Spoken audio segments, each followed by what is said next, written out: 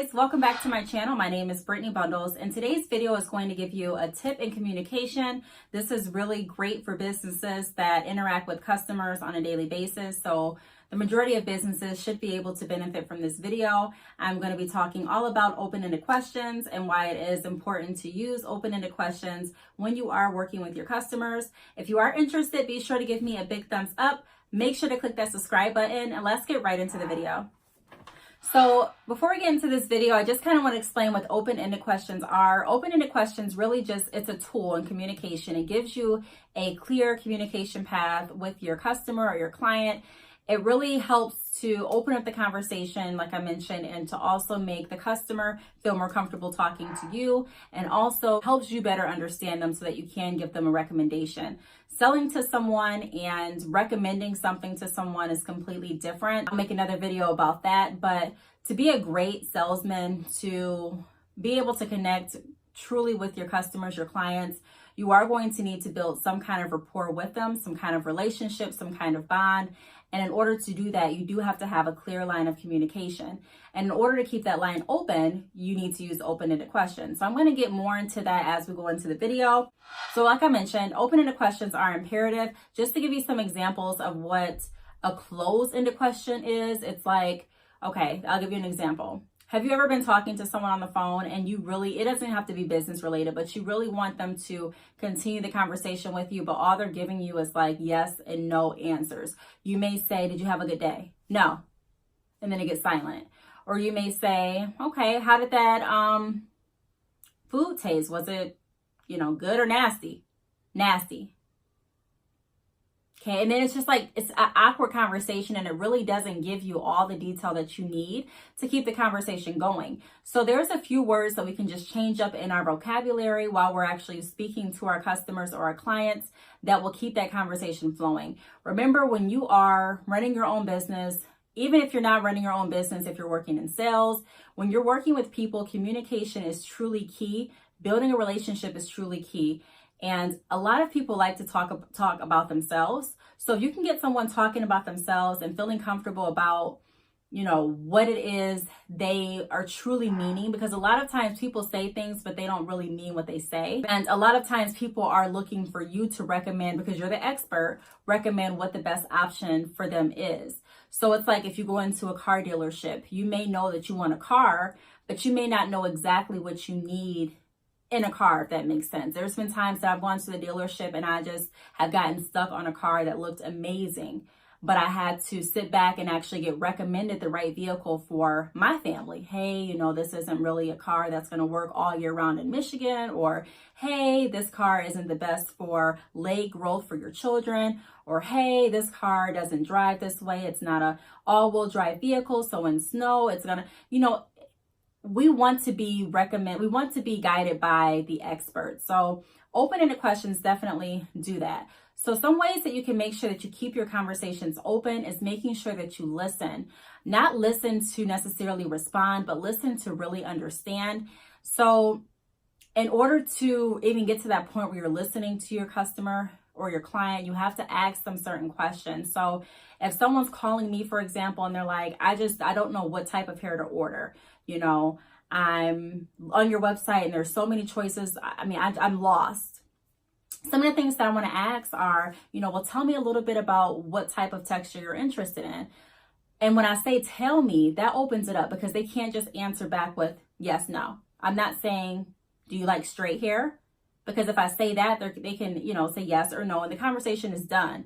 So I really don't want to make them say anything that they don't want to say. In the beginning of the video, I mentioned that sales is different than recommending a recommendation. And a lot of car salesmen, I'm just using them as an example, they will try to sell you something, meaning they want you to say what they want. They already have an idea in their head of what they're trying to sell you before you even walk in. Or if you pull up to the drive-thru at McDonald's or Wendy's, 9 times out of 10, they're automatically, hey, would you like to try our special? Hey, we have a special. Let me go ahead and add that on for you.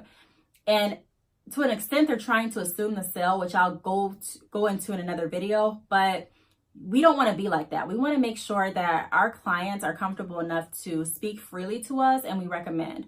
So a conversation like that would go, hey, tell me a little bit about what texture you're looking for, what texture you're used to. Tell me a little bit about, what your event, what event you're going to, what type of event, what area do you live in? How is the weather there?